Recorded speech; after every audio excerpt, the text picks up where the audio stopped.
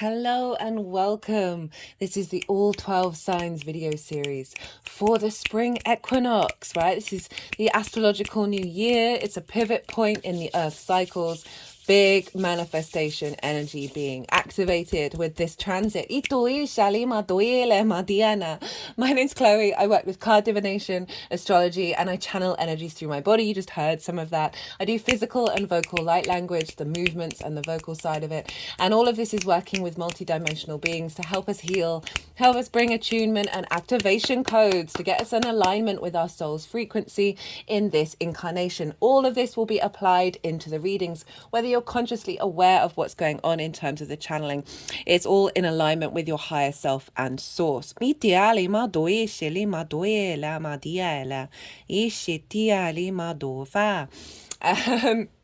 So for those of you who know your time of birth, I really recommend you check out the sign that falls in the first house first. This is called your rising sign, where your ascendant is. The astrology will link in clearest with this. However, it does not invalidate you looking at any other part of your chart. Perhaps where your sun is or your Mars. Mars rules Aries, so is this having an impact on this transit for you from your natal chart? Just look to wherever these fall in your chart. Look to the houses that they're in.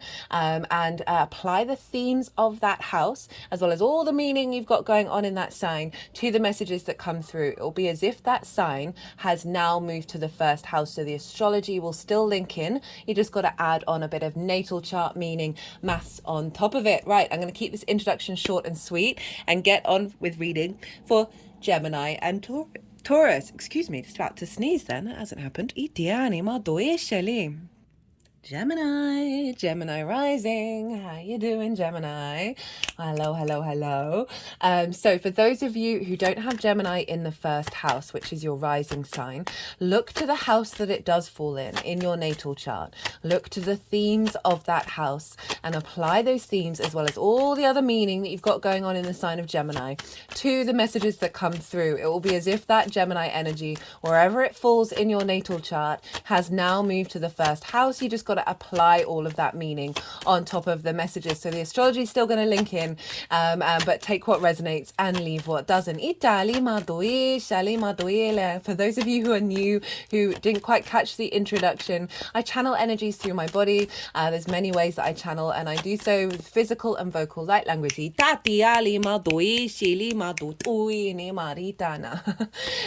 vocal side of it's a recent activation for me. I'm still integrating that.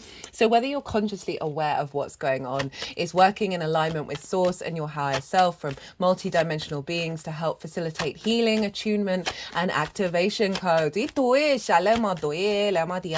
Right, now wherever Gemini falls in your chart, this spring equinox, it's happening in the sign of Aries, sextiles your Gemini energy. And a sextile is an aspect of Venus. This is a that's just the one, a harmonious aspect.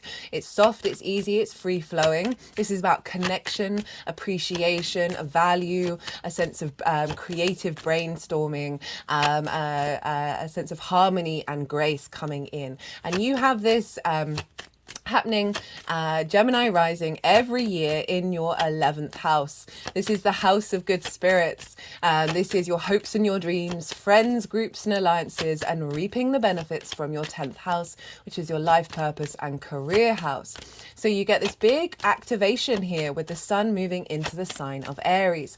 Now I've done a collective reading where I've broken down the meaning of the spring equinox in more detail. I've broken down the astrology of the exact moment the sun moves into Aries as well, because that is an energetic blueprint that is then unfolding over the next 3 months. To the summer solstice. And I also pulled a collective tarot reading, and that was wild. That was a really clear message that came up. A lot of symmetry and synchronicities around that reading. It was so good. Really enjoyed doing that. So if you want a deeper understanding of what this transit's all about, go check out the collective reading, which is live. And so we've got the spring equinox, which is also the astrological new year. So we're tying in two transits here, like two layers of what the spring equinox represents. So it's a culmination culmination of all that you've worked on over the last astrological year, manifesting in a new version of self. The sun is our vision, our clarity, our purpose. Is exalted in the sign of Aries. All the qualities of the sun are raised on high. Obviously around this time, we have lots of sort of resurrection festivals, right? It's particularly in the Christian faith, right? And this is because a lot of avatars of the sun, Christ is one of them, were sort of tied into the transitory nature of the sun, particularly it's really represented in the northern hemisphere in terms of the timing of it, and so doesn't mean it doesn't relate to the southern hemisphere either, but we're in the spring equinox here in the northern hemisphere, and so this is when we have equal day and equal night, and so we've got this sense of balance with this resurrection. So again, a new sense of self with everything that you've learned from the last astrological year, as well as so I work with the solstices and the equinoxes because I find personally it's really important to align with the longer term cycles of the planet, because you're more aligned with the true nature of yourself, and the more that we do that, the more we're in flow with the universe. Now I see the winter solstice, which happened in Capricorn season in the northern hemisphere, as sort of new moon energy, right? And this is when we've planted seeds as the sun is taking as the day is slowly getting longer. The night is still longer than the day. So we're still in yin mode from the winter solstice to the spring equinox. And this is when we are cultivating and taking care of those seeds. We're planning, we're strategizing. It can often be an internal space of development. And then with the spring equinox, this is like the cross quarter moon before the full moon, which is the summer solstice. And so there's this element of a square energy, right? Of Mars. Mars rules the square, and this is motivation, drive, action, manifestation. And not only that, but with the spring equinox, this is when we have equal day and night. We're coming into balance and unity, and then the day starts getting longer than the night, so we move into yang energy, and this is the outward expression of everything that you've been cultivating with that yin period. Things manifesting in the 3D world, the go, all the stimulation, the extrovert, the externalized manifestation. So we're entering in a 3-month period. A lens. So this the spring equinox is the lens that we're going to work with over the next 3 months to the summer solstice.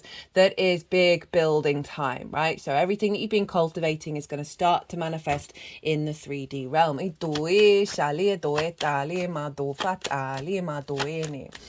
So this is a great time to set intentions. I will always say that I recommend as the baseline, obviously do what's right for you. You're a multidimensional autonomous being, and working from your own intuition and your own instincts is the key. But I would say what helps with that is tapping into the feeling that you'd feel if all your manifestation came true, whether you are aware of what it is that you want to manifest or not, right? You can often also sacrifice the what, the why, and the how, and it's more this sense of feeling, the feeling of if as if it's all come true, and then the universe can co-create with that feeling of completion. And then we'll build with it. The energy that's coming through, that's been coming through quite consistently with all of the readings, is I've got 3 main guides that I work with at the moment that are working with me, and that one is the masculine yang energy that's linked into earth manifestation and protection. So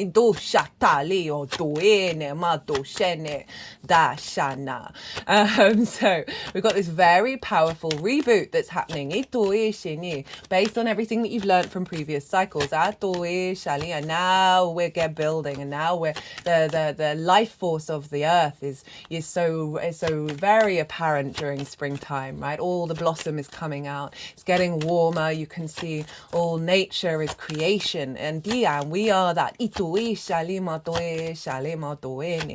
So this is happening in your 11th house. So new vision around your hopes and your dreams, and alignment around your hopes and your dreams, new sense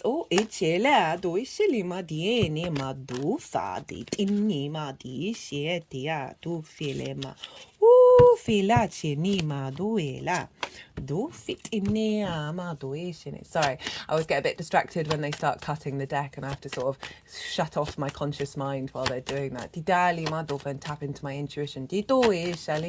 So a vision, a clarity around the kind of frequency of groups and alliances you want to be around. This can be bringing in new soul family that help facilitate and cultivate your hopes and your dreams. It's also where you reap the benefits from your 10th house. And so this doesn't just have to be monetary, but it can be. But certainly feeling good about what you've been doing in the 10th house, of where you're headed, what your life purpose is all about. And this is the house of good spirits, the 11th house. So the reaping the benefits is bringing you into good spirits. So again, a more elevation around this, a sense of action and motivation to build based on of these things, based on your hopes and dreams, based on wanting to feel abundant in the way that your life purpose is headed and your career and your visibility of the 10th house, feeling more abundant, feeling like you're manifesting the kind of groups and alliances you want to be around, the kind of visibility that you have in those friends, groups and alliances. This can be also linked into work, right? Of connecting with others that you can co-collaborate with the way that you work, as well as they may be interested in what it is that you're doing. That's then facilitating your hopes and dreams, either through that collaboration or through the more benefits that you're reaping from your 10th house. So big activation here, a new sense of self, a new expansion of self when it comes to understanding your hopes and dreams from a different perspective, right? Away from limitations. There's an element of sovereignty that's kicking in here. Aries is the I am, very independent, very autonomous, can be very upfront, very sort of, there's an element of dominance with the Aries energy, and that can be distorted, and we want to bring in a more balanced understanding of that. And the collective reading really showed up that that's what's going to be happening. Ooh, that's been showing up a lot for everybody. What else did I want to say? Yeah, so it's sextiling your ascendant, and your ascendant is how you embody your sun or your moon in your actions and your deeds. It depends if you've got a day or a night chart, which luminary is giving the requests to the navigator, right? Your ascendant is your navigator through the cosmic waters. It is the lens in which you embody your movement through the world. It's your body, it's your appearance, it's your character. It's your sense of self. Oh, 2 10s, right? This has happened for nearly every reading, just got Taurus to go, where we've had duplicates of cards. And this is because we are equal day and night. We are coming into balance, and it's come through very, very loudly. So this is sextiling your ascendant. Again, finding creative ways of embodiment, right? And taking action, finding more connection with friends, groups and alliances that's helping you feel more confident in yourself. Feeling the good spirits, right? That's then elevating your embodiment.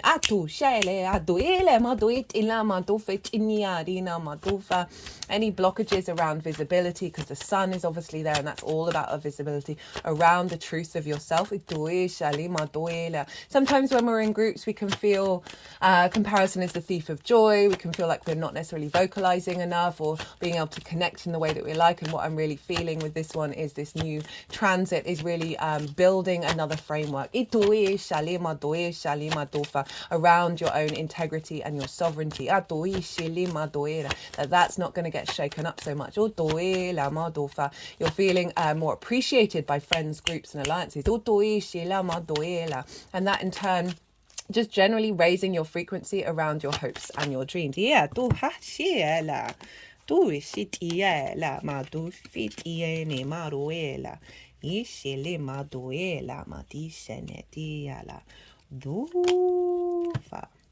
we've got the 5 of Cups in reverse as the end result, not the end result, but the bottom of the deck. Now I'm going to touch very briefly on some of the aspects, because those cards have come out quite quickly, unlike all the other readings. Hey Gemini, you are the fastest moving sign in the zodiac. Also, Mercury is in shadow right now. It's going to be retrograde in the sign of Aries, and I've noticed since that's happened that the cards have taken ages to come out, but you're ruled by Mercury, so it's kind of like overridden it. I'm mentioning this now not just because of that, but So around the 19th, Mercury went into shadow, and this is when it's going direct, but it's going over the degrees it's then going to retrograde over, and it's often louder than the retrograde itself. It all depends on your chart and what's going on, but you can get clues and signals around the moment it goes into shadow about what the whole retrograde cycle is going to be about. So you might want to, because I'm going to do a Mercury retrograde series but it's not going to be until after the Libra eclipse. So I'm mentioning it here so you can just have a clearer memory of what may have shown up. And so what else did I want to say about that? Yeah, on my personal level, I just want to give an example as a point of reference. The last 3 retrogrades, I've had someone who I hadn't heard from for years message me around the times, very pivotal points of the retrograde, and they happen to have Mercury conjunct their sun. And it was all in reference to each of the retrogrades, and it was quite phenomenal. So where were we? The moon is going to be in the sign of Leo, a fellow fire sign to Aries. It's trining the sun, and I love this for all of us. So we've got the sun and the moon, our conscious and our unconscious, our will, our vision, with our intuition and our needs. Itoe in alignment. Itoe lama doe shalima doe lama utoe. And I love this for us all, right? Because this is very personal to us. This means our personal manifestation is in alignment. Now, Leo for you is over in your 3rd house of your environment, how you find meaning in your day-to-day, the things that you do on a day-to-day basis. It is the way that you communicate and express. It is your local community. It's also about learning something new because it's linked into schools. Now, the moon is there, making sure that you're able to intuitively embody this new vision over in the 11th house of hopes and dreams, people you want to connect to. Your emotional body, your intuitive body is in alignment with you being able to go through your day to day to bring this into manifestation, to meet people perhaps in your local community. That is going to be helping facilitate this cultivation in the 11th house, and also the way that you express yourself. So more the way, and this can be linked into the 10th house of your visibility and reaping the benefits from that, of you being more in attunement with your communication and what it is that you give to the world. That is going to be more received in the friends groups and alliances. You're going to be building with this. Pluto is over in the sign of Aquarius, sextiling the sun. So the sun has got this harmonious trine, which is a Jupiter ruled energy, which brings elevation, expansion, a sense of wisdom, a sense of knowing, and a faith. Right, so we've got some faith and some surrender come in that's allowing us to integrate this new frequency at a higher level. The sextile, again, like I said, ruled by Venus. So that's what's affecting your Gemini energy, but it's also the link between Pluto and Aries and the sun. If you've got early degrees of Gemini, you're going to be getting a lovely trine from Pluto with this as well. So it's going to be lots of yang energy that you're going to be able to find inspiration, creativity, sense of connection. So Pluto over in your 9th house, right, of your big picture philosophies, how you map yourself out in the matrices and understand, and your perspectives, right? Perspectives is a big word for the 9th house. It's also linked into learning and teaching. Pluto is transforming this energy of helping recalibrate you back to your own innate power and your understanding of your strengths and your sovereignty within the matrix. So Pluto brings about transformation, strong id power, and magnetizing things towards you. And this is sextiling the sun, of magnetizing the transformative energy that's going on in the 9th house, that is bringing towards you soul family that are in alignment with these new transmissions from Pluto. In terms of sharing your wisdom, of being far more visible to friends, groups, and alliances. The activation of your understanding of yourself in the matrices is building and cracking open your ability to hope and dream beyond your conscious rational mind. Mars is also in Aquarius, and Mars traditionally rules Aries, and so Mars is influencing what's going on with this Aries transit. So it's reconfirming your motivation and drive to walk your talk. Mars in the 9th is always cultivating your ability to walk your talk, right? Put into practice your perspectives. Have the motivation and drive to share them. Not in a dominating way, but just to share perspectives. So there's a real receptivity of yourself that Gemini energy, with your perspectives, the way that you communicate into friends, groups and alliances, that is facilitating reaping more rewards from your 10th house, right? Again, collaboration or receptivity to what you have to offer. Very powerful stuff. Now, look to where your Mars is in your natal chart. I think I might have already mentioned this, but if I did, I'm sorry, I'm going to say it again. Look to where the house that Mars is in and the themes of that house, because Mars is always, from your natal chart, is always influencing your Aries energy. And so you're going to have a link with wherever Mars is, influencing what's going on with this transit. So you might want to apply those themes of wherever Mars is to your manifestation, to your intentions that you have over the next 3 months. So we're really building here. We're really facilitating your hopes and your dreams. Right, that is everything that I wanted to say. Got all the cards. I'm going to go consciously quiet now. The energies are going to move through me. They are going to put them into the 5 piles, and the 5 piles represent you, the theme of the transit, the focus of the transit, the tool of the transit, and the outcome.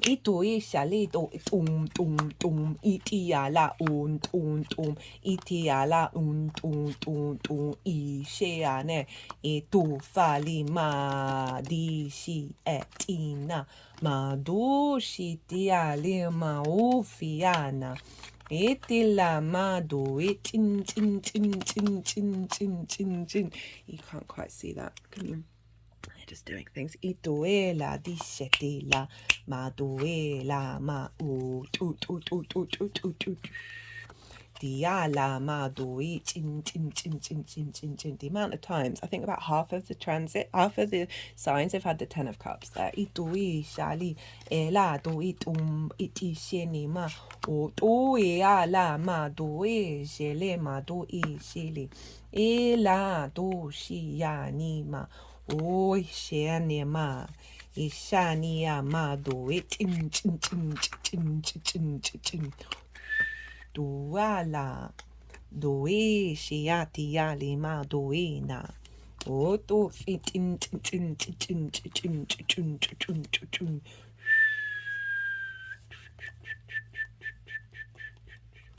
Ela eti ali ani tum tum tum ti ela tumi ali ama doela ishit ishit it tuiania.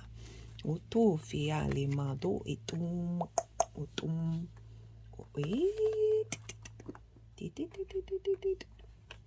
every time. I have not been able to nail this. Oh, the Virgo perfectionist in me is losing my tiny little mind. Yeah. Dinima tufana. Yeah. Okay, so Gemini, the energy of you, what your energy is going to be over the next 3 months, right? How are you working with this transit? I've got the 4 of Cups, the 3 of Swords, and they're in reverse. And I feel like they're in reverse, but they're also like this. They're not quite fully upright, but there's an element of understanding that you're clearing out this old paradigm. Has come with the Ace of Wands, which is super powerful for the Aries energy. So the 4 of Cups is comparison is the thief of joy. Oh, sorry. Forgot to bring that up. It's just because I haven't done that for any of the other readings. Creatures of habit. So this is comparison is the thief of joy, of feeling like you aren't supported, of feeling like you don't have the flow and the support, because it's the 3 of Cups that other people may have. And so if we're thinking of the 11th house, friends, groups and alliances, of like perhaps there's an old paradigm around how you operate in groups that then it inherently puts you into this space of lack, that rather than appreciating what others may bring to the table, if you feel like you're insecure about that within yourself, rather than seeing that that is a way of learning and a way of growing, that we can so easily fall back into feeling really vulnerable. It's such a powerful emotion that we have as a species. And then we've got the 3 of Swords, and this is obviously grief and heartache, and from this comes grief, right? Comes limiting beliefs that then we get reinforced in our emotional body. So they're kind of showing up in reverse. But I do feel like that they're more like this. So they're not fully upright, but they're not fully reversed yet. I feel like the reverse is part of the transit. Because this new frequency is coming in, right? This Ace of Wands, this renewal, this reboot of your Aries energy, of this spark. Very passionate, very creative, very instinctive, right? So we're clearing the decks of these difficult energies. And your energy is game. You're ready to go into this new frequency. You're ready to sort of shake off those difficult energies. We've got the Five of Cups in reverse. And again, this is sort of grief energy. And they're looking at the cups, again, the Three of Cups that have fallen over, are feeling like there's been some separation around that. And that is in reverse of saying you're really moving away from this discomfort of you being able to truly be yourself and appreciate those around you. There also may be blockages around those hopes and those dreams and reaping the benefits from your 10th house of thinking, well, everybody else is manifesting in that way. Everybody else is sort of, feeling the good spirits. And the fact that those have shown up there is saying, like, that these are things that you need to basically not burn to the ground. That's quite an extreme phrase. That Ace of Wands is here to sort of saying, no, we're having a renewal of energy. We're not holding on to these old patterns. And again, the perspectives of Pluto influencing this, of shifting your mindset of how you connect to everything. So the overall theme of this transit is the Ten of Swords in reverse, the Four of Pentacles with the Sun. So the Ten of Swords, this is a mobilization, right? This is feeling betrayed. Again, this can all very much feel like the limitations around your hopes and your dreams, feeling like perhaps other people have got the promotion or got the reaping the rewards from their 10th house, and you feel like it's never really come your way. It doesn't matter what you do, you feel very stuck. This also can feel, there may be old karma around feeling betrayed by groups that have been blocking your ability to be confident and comfortable being yourself within them. In reverse, it's saying that these swords are falling out. You're going to be able to get up and go again, and the new dawn is rising, right? So it's clearing our old limitations. It's the mind, it's these perspectives, right? And what I'm feeling is, with this liberation, you are drawing towards you people, soul family, whether on this dimension or other dimensions, that aren't here to betray you, that are here in fact to nourish you. Because we then got the Four of Pentacles, which is saying this is instigating the theme, the overall agenda, as it were, of you feeling sovereign within yourself, and not being diminished by exterior forces. This figure has pentacles, which represent the Venus transit, so feeling good in this 3D world. Underneath the feet, over the heart, and above the crown chakra, these mark protection, right? They're wearing a crown. There's a sense of sovereignty here, like their inner energy is protected. It's not about not going out into the world and not building in the world, because this is all about building in the world, but not falling into that Four of Cups, that other four, not falling into the Three of Swords and the Five of Cups of sort of grief and heartache. There's an element of protection coming in, and also you feeling confident, right? Reaping the benefits from your 10th house, right? Feeling stable in order to help hope and dream in a way that goes beyond your current paradigm. So this can be resources coming in that's giving you strength as well. And we've got the Sun, and obviously this is a Sun transit, and so this is vitality and vision and joy and creativity. This is the good spirits. So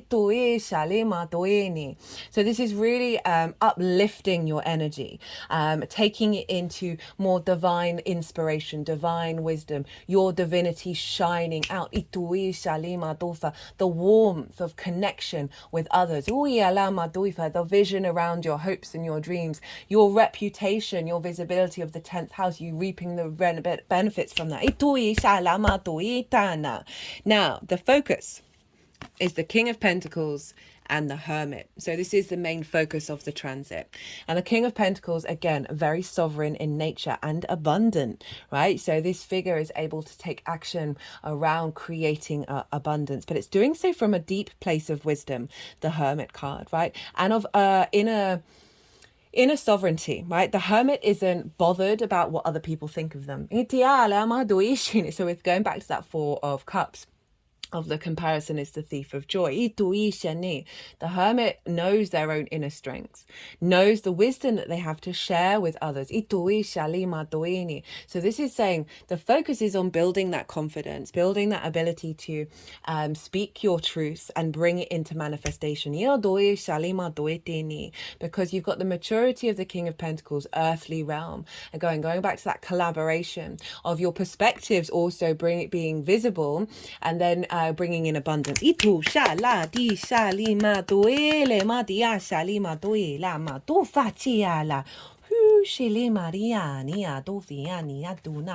tool is the Page of Pentacles.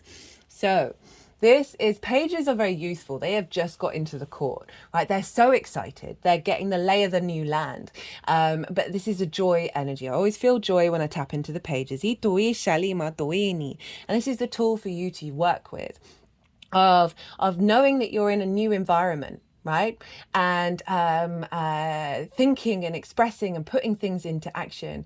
You may get messages and synchronicities that come through that are guiding your senses of what steps to take and who to connect to, and how to hope and dream. But this is an element of play, of that there are going to be opportunities that come up where you can play. There's a real strength here of diligence, right? The Page of Pentacles is the most hardworking of pages, and this means that you have this tool at your resource to put in the effort to recalibrate.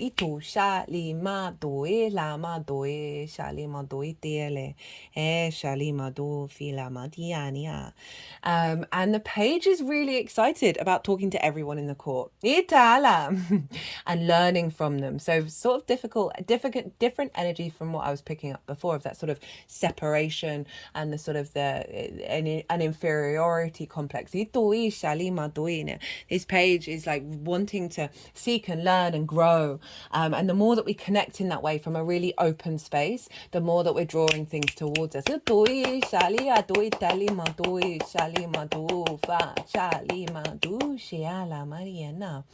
And there's also, I feel like it's also your ability to share your perspectives in the material world, right? So we think of, and the way that you communicate, of playing with new ways of expressing yourself.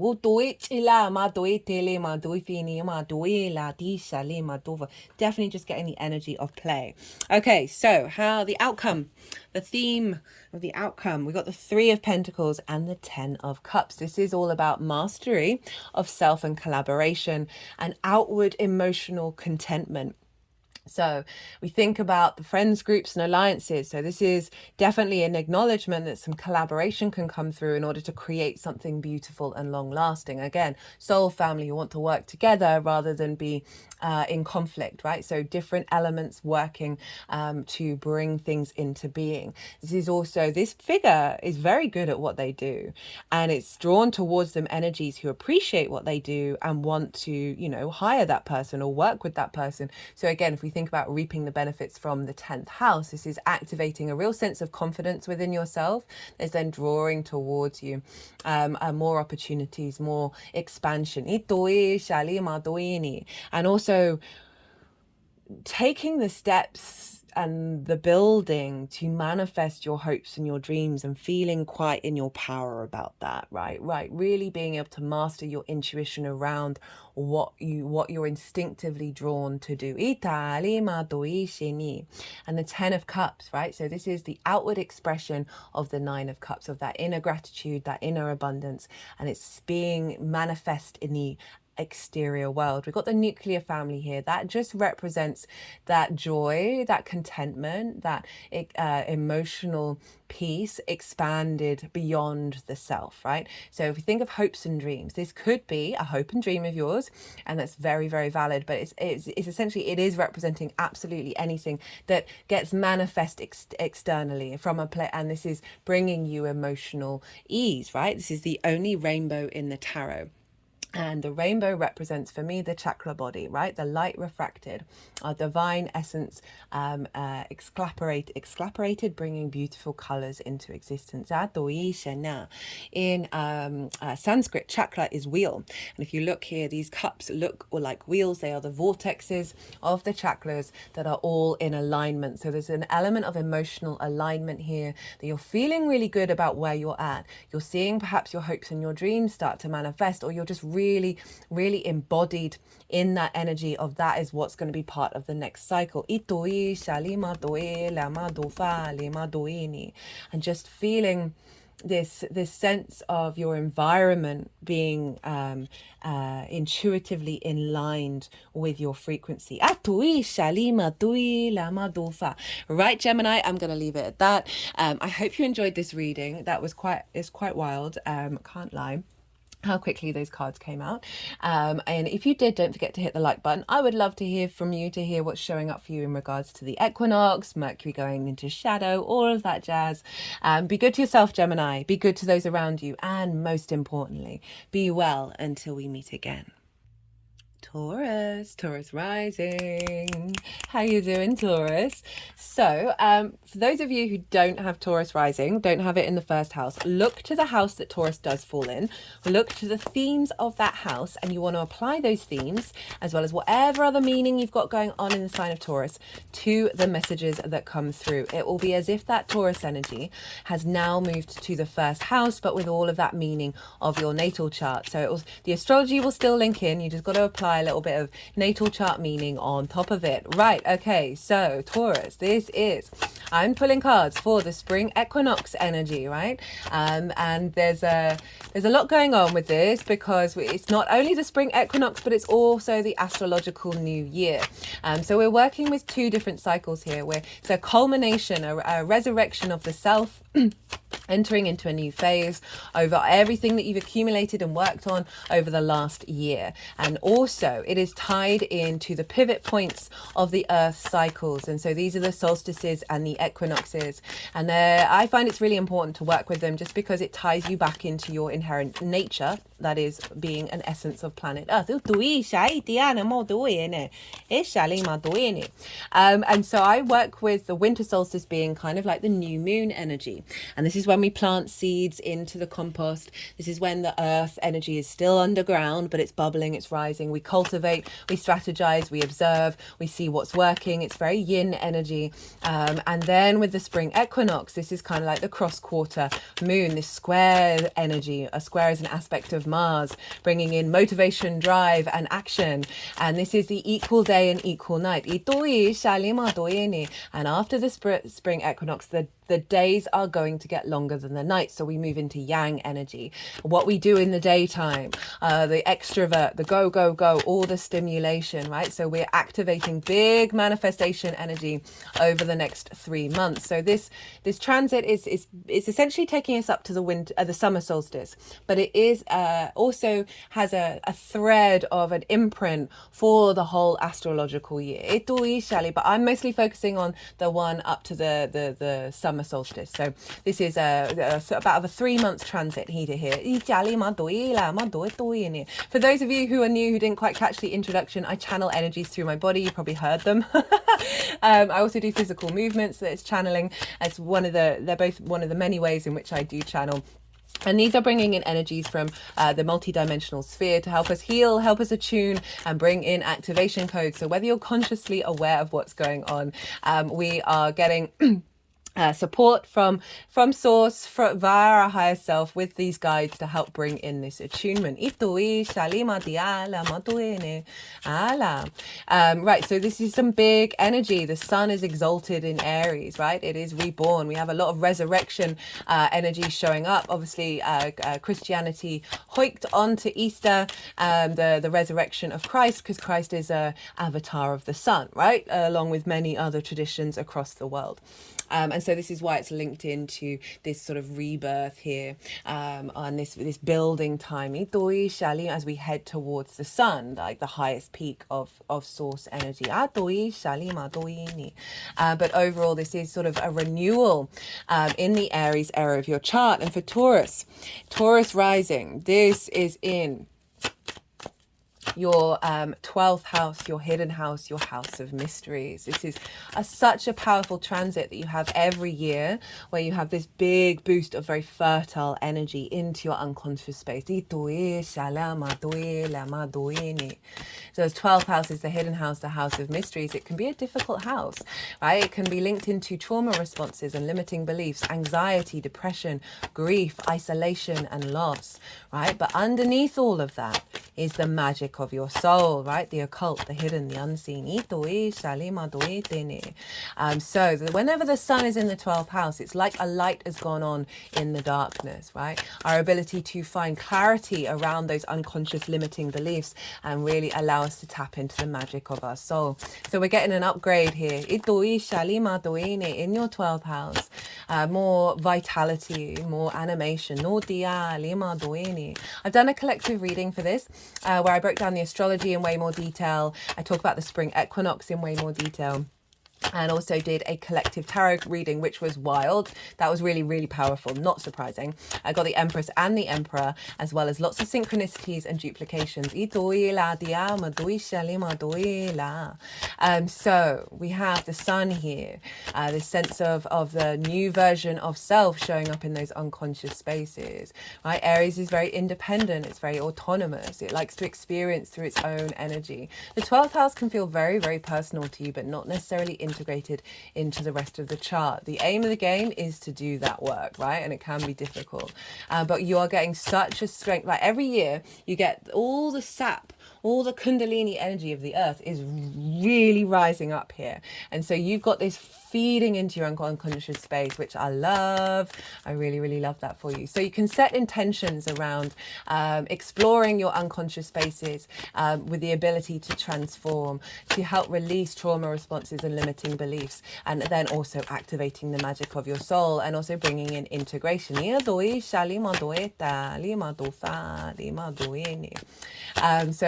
With the intention setting and the manifestation around the spring equinox, if you're watching this after the event, excuse me, sorry about that, Taurus.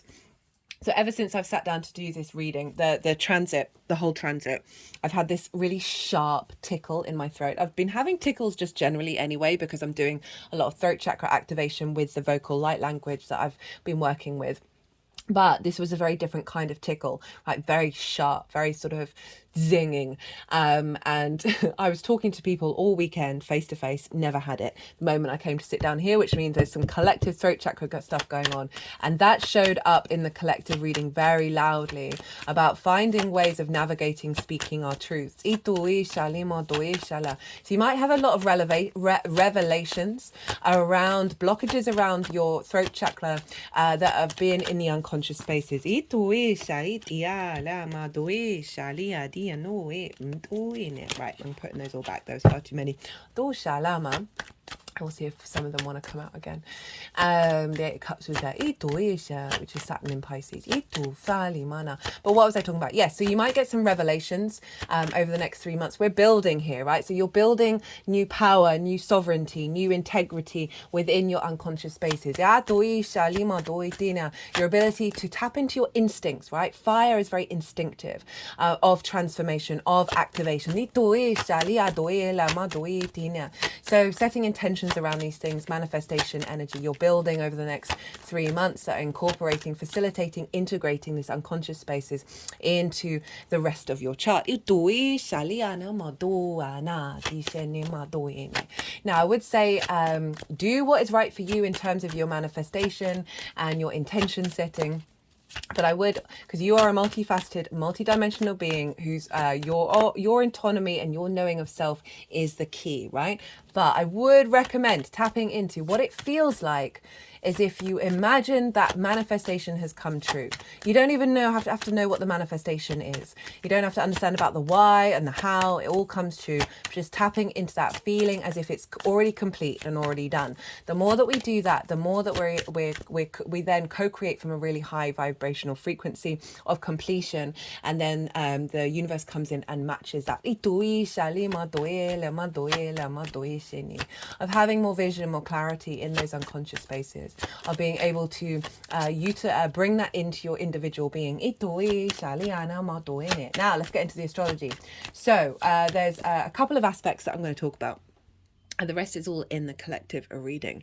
The first one is the fact that the moon is over in a fellow fire sign.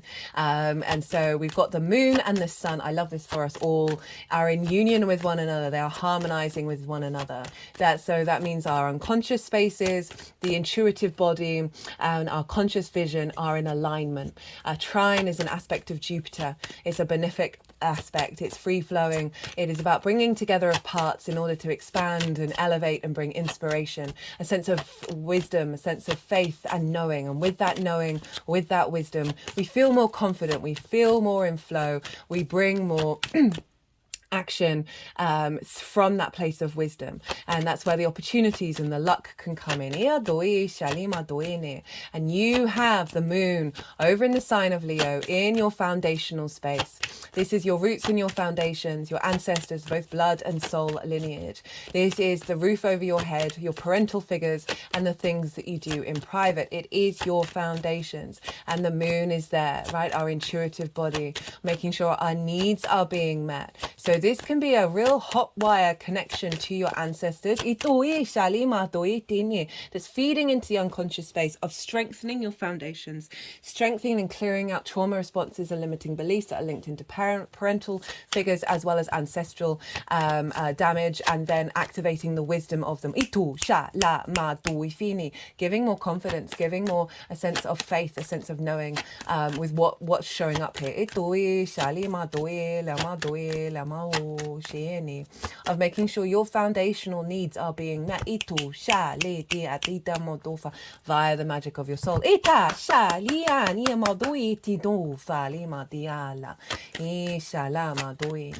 Not only that, right? So we've got that going on, and that's squaring your Taurus energy. Very fixed signs of bringing things into manifestation, into your embodiment. Now that reminds me, I didn't quite talk about the fact that Aries energy is next door to you, Taurus. It's called inverted, and this is where we're dealing with 6 different energies that through osmosis are transferring the energy between one another. So imagine you sit next to somebody, but you're both facing forwards. You cannot see them. There isn't that direct line of sight, that direct line of clarity. And so, but your spidey senses, all the other senses, all your auric field, all of that, they're all intermingling, and it's through osmosis on the quantum level that these energies are feeding within one another. And so this is feeding into your first house of your rising sign, your embodiment of self. So the transformation that's going on in the 12th is going to be directly influencing how you take action, right? Based on the magic of your soul, as well as the clearing out limiting beliefs. And that moon over in the 4th, right, is facilitating strong foundations that are in alignment with your nourishment. Now, the other aspect that's happening is the sextile with Pluto. This is so funny that no cards are coming out. So basically, since the Mercury went into shadow, and have I mentioned that already? My brain has been terrible with that. I keep fearing that I've said the same thing over and over again. So Mercury went into shadow today, the early hours of the UK morning on the 19th. So late on the 18th for those of you who are more further that way. That Mercury's now in shadow, and this means it's going over the degrees that it retrograded over. And so often when Mercury enters shadow, or any other planet that enters their shadow phase, we get lots of messages around what the retrograde's going to be like. So I'm mentioning it here, and I don't think I've mentioned it already in your sign. That if you're watching this after a couple of days away from either way, I'm not going to do the Mercury retrograde transit until after I've done the eclipse, Libra eclipse. So it's going to be for a little while. So this is in the sort of short-term memory of seeing what cropped up around the 19th. Can be the 18th and 20th as well, but like have an idea of what's showing up for you, perhaps in your unconscious, perhaps in your dreams. But seriously, ever since Mercury went into shadow, these cards are not wanting to come out, except I just did Gemini, and Gemini's ruled by Mercury, and they came flying out. And I was like, oh, sometimes the astrology, it'd be cool if it wasn't there. I don't mean that. So Mercury is going to be retrograde and it's playing a big role in this particular cycle. Doi Shalima Doine, and I'm going to touch more on that with the retrograde series and the Aries eclipse. Itu Shatia Lima Doine. So Mercury is moving through your 12th, right? Of helping you connect the dots. Itu Shala in your unconscious spaces. Itu Shana. And having a Mercury retrograde in the 12th is phenomenal. It really helps navigate and release a lot of anxiety, a lot of depression, a lot of mental difficulties. Itu Shalima Doine. Okay, so Pluto over in the sign of Aquarius, which for you is in your 10th house of life purpose and career, visibility, reputation, how the big outside world sees you. Pluto is transforming this area of your life. I've done a Pluto in Aquarius transit series and I do recommend it because it just will help you navigate what Pluto is trying to do until the lead up of the final ingress that will happen in November. But Pluto is sextiling the sun. So this is a harmonious aspect. It's really powerful. We've got the moon in harmonious aspect with the sun, and now we've got Pluto.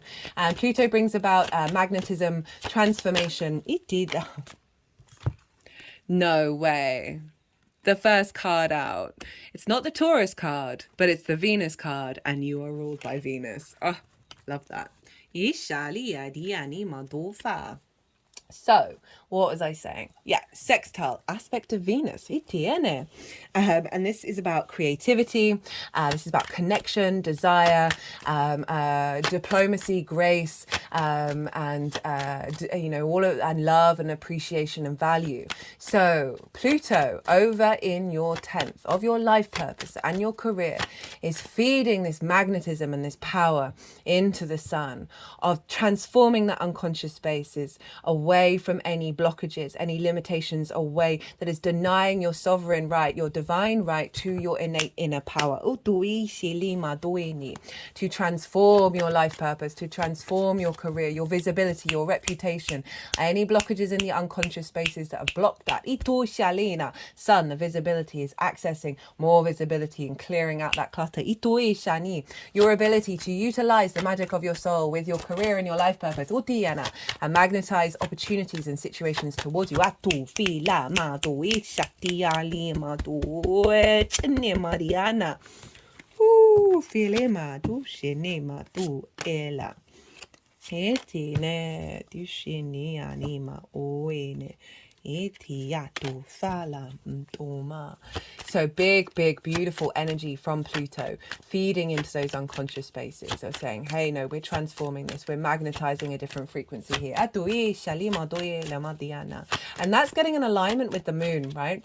Of the home and the visible outward life. So we're not self-sacrificing the private space. It's getting some throbbing around the third eye, so bringing in more intuition on that magic of that instinctive how you act and what actions you take in from that instinctive place, that sense of sovereignty. Having a clearer vision around that. Now Mars, the ruler of Aries and therefore influencing what's going on here, is over in the sign of Aquarius as well. So we've got this double link to Aquarius. Mars in the 10th is motivation and drive and action around understanding what your life purpose is, facilitating your career, more opportunities and building around your visibility and your reputation. And so we've got this Mars imprint, that's part of the next three months. It's really tying in what's being transformed in your unconscious space is in alignment with where you're headed with your future life purpose and career, either an elevation of what you're already doing, or for some of you that may be a complete redirection, but all in alignment with your power. So Mars is going to give you the will, the strength, the motivation to take action around these things, right? From a higher frequency. So you're going to have more energy, and there's going to be some liberation going on in that 12th house. Love this for you, Taurus. Now, look to where your Mars is in your natal chart. Look to the house that it's in and the themes of that house. You want to apply those themes to what might show up over the next 3 months, as well as to your intentions, to your manifestation, because Mars is always, your natal Mars is always influencing your natal Aries. So not only do we have it by transit, but we've also got it natally.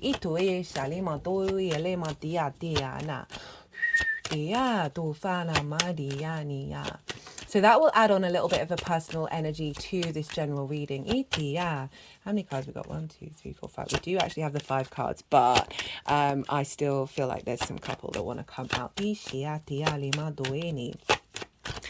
So there are going to be 5 piles, and we've got all of this is in the description box, so you can go check that out if you want to recap. We've got the you, what your energy is showing up for this transit. How are you working with it from a personal level? The theme of this transit, the focus of it, the tool to use in order to bring this further into being.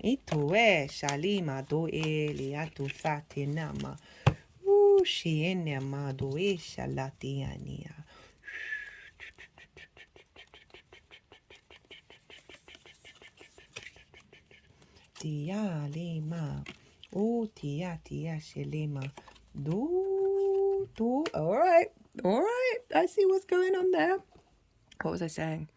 Oh yeah, the tool and then the outcome. So right, all the cards that come up, I'm going to now go consciously quiet and let the energies, they're going to move through me. They're going to move these cards around and put them into the 5 piles. We've got some interesting stuff going on here as well.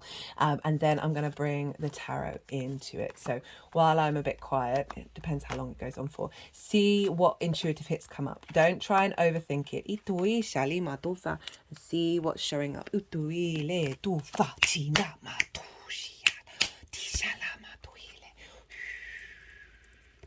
Ooh, some alignment. So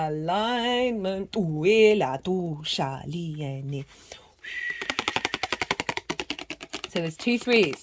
I know I said I was going to be quiet. For every reading, because you are the last reading, we have had duplicates of numbers. And this is because this is equal day and equal night. We're here to recalibrate and get into an alignment in order to create from a beautiful place.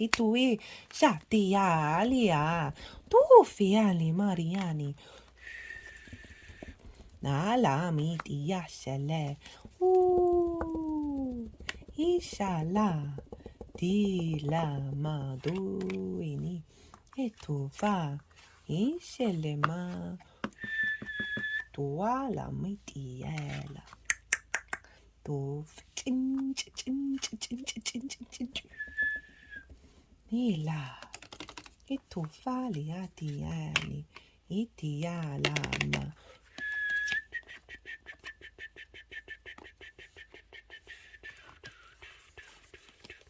Aliyana, Aliyania manuini, Ishala, Ishali manu, Dishin tum tum tum tum tum tum tum tum tum tum tum tum tum tum tum Dianima.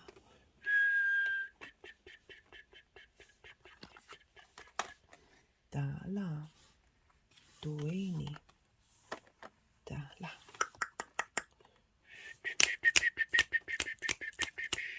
Okay, Taurus. So the energy of you. This is really powerful. Oh. Apologies, guys. Right. So the energy of you. 3 of Cups. 3 of Wands. This is really, really powerful. This is saying you're rocking up already in alignment. You're open to this new adventure. So we've got the 3 of Cups. This is about flow and union with others, right? This is a sense of abundance, a sense of celebration. So what this is kind of saying is a 2-pronged effect of you've already been doing a lot of work in your unconscious spaces, right? Of tapping into your magic, of harmonizing that area. It's not surprising because we've had a lot of stuff going on in Aries. And this is about acknowledging the work that you've done, the flow that you've been bringing in, as well as knowing that this is elevating even further the work that you've been doing. That what's unfolding isn't going to feel difficult. And it's bringing about a sense of ease, a sense of flow, a sense of connection in your unconscious. And it's come with the 3 of Wands.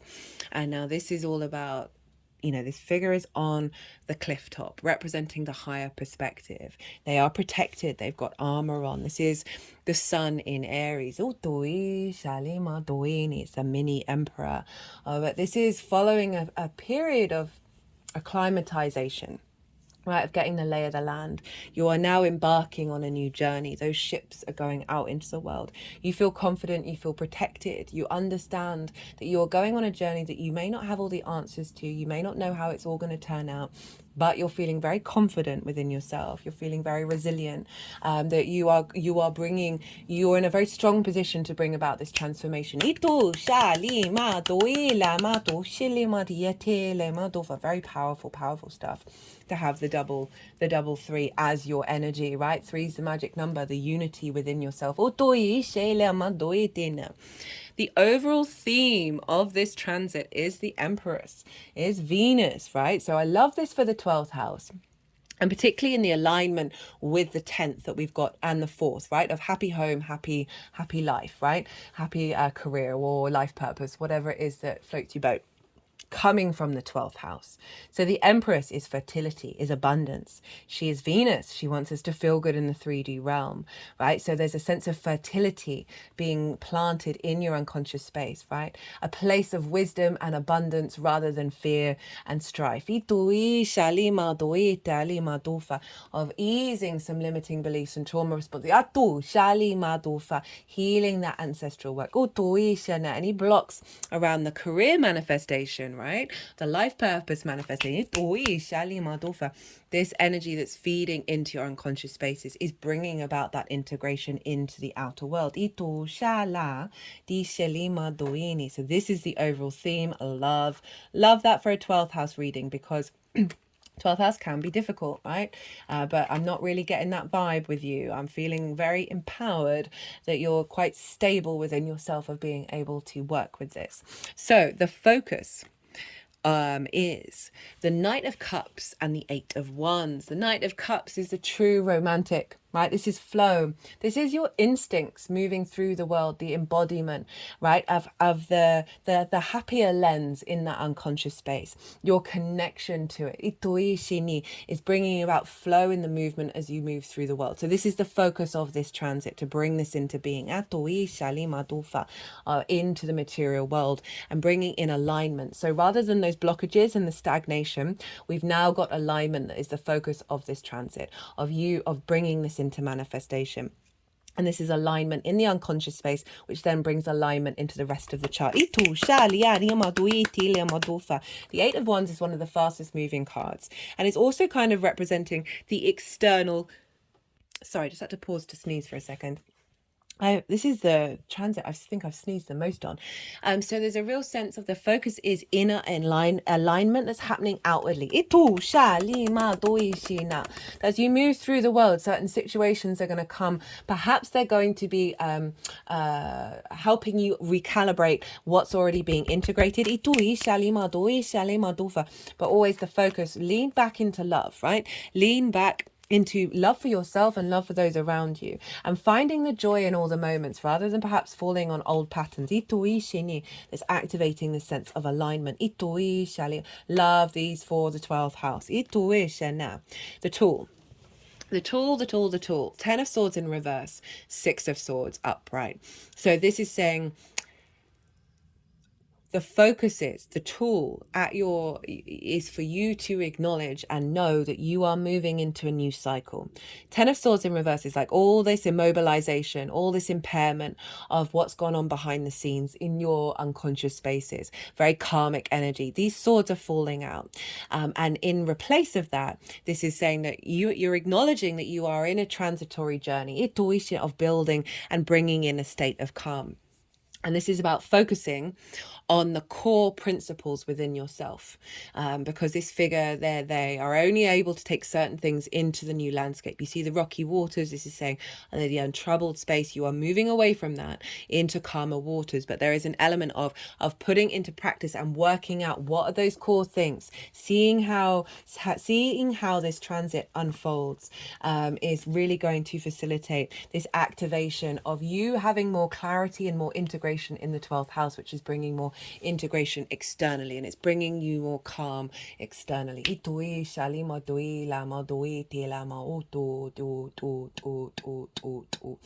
So much of the blockages in the 12th are often things that if we then question them and go back further and further, and then we get to a part of ourselves that fundamentally doesn't care anymore, we can channel that energy into the releasing of those 10 swords of like, this is no longer a part of my story. If you find difficult energy showing up, because I can't not say that the 12th house transit can be difficult, if you find difficult energy showing up, hold space for it and say, you are falling from my vessel. You are falling from my vessel. I am on a new journey. Both of these are sort of new journey energies. The outcome is the Aquarius energy, right? So this is both beautiful for the 12th house and recalibrating back to your unique soul purpose. Being activated.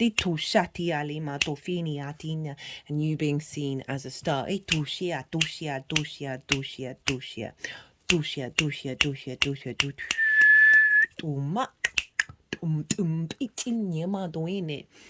But this is also representing of the deep healing work that you may go on over the next 3 months in order to serve and facilitate your unique being. This is about restoration after the tower. And we actually got the tower here, and I'm going to get to that. This figure is unclothed, right? She has rid herself of masks. She is more uniquely herself than she possibly can be. She is tending and nourishing the landscape around her and bringing in the galactic energy into the earth energy and vice versa. There's this sense of hoping and dreaming. Itui Shalima, from a new perspective, from a deeper understanding. This is also, I had to pause. So I've had this little tickle that's been consistent for this transit series. It's very sharp and very quick in the back of my throat, and there's a lot of throat chakra energy going around with the collective, right? Because this Mercury retrograde, it's going to be, and the eclipse, it's all very in alignment of us finding ways of tapping into our authenticity. So what was I saying about this, of like you tapping into your soul's energy, your soul's magic. But your career, right? So you being seen as a star, you being visible. Now, so the extra cards that we've got are the Seven of Wands. We've crossed by the Tower with the Ace of Cups. So the Seven of Wands, I love this card, but it's a bit of a mixed message, right? Because this figure, again, is on the higher ground, like the Three of Wands. But unlike the Three of Wands, this figure is like, oh my God, what's going on? I'm so unsteady. All this competition is around me. So this is about one of the fundamentals of our human species, of not realizing our own worth and going into competition mode and scarcity mindset. And so in relationship to this could be the trauma responses and the limiting beliefs that you kind of sort of, you're transmuting that energy, but also in terms of the 10th house of career, right? Because there's quite a strong focus of there, that this is the moon is strengthening your foundation so you don't feel unsteady. Pluto is helping you step out of that old paradigm, that old frequency of scarcity. And the reason why I say that is because the Tower is crossing it, of saying there's some internal structures that are being pulled down that mean that you are no longer negating and not realizing your own value. Yes, there may be other people doing what you're doing, but this is all about the autonomy and the sovereignty of self. There is enough space for everyone.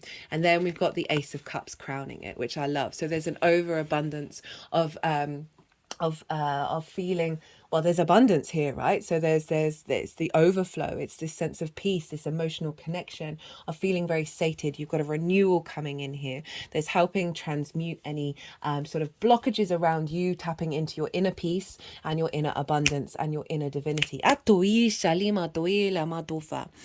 Taurus? I'm going to leave it at that. Hope you enjoyed this reading. If you did, don't forget to hit that like button. Love to hear from you, to see what your intuition is telling you about this this transit. And if oh no, that's everything. Is it? No, wait. Goodness me, right? Blame it on Mercury retrograde. The moment Mercury went into shadow. Right, be good to yourselves, Taurus. Be good to those around you. And most importantly, be well until we meet again.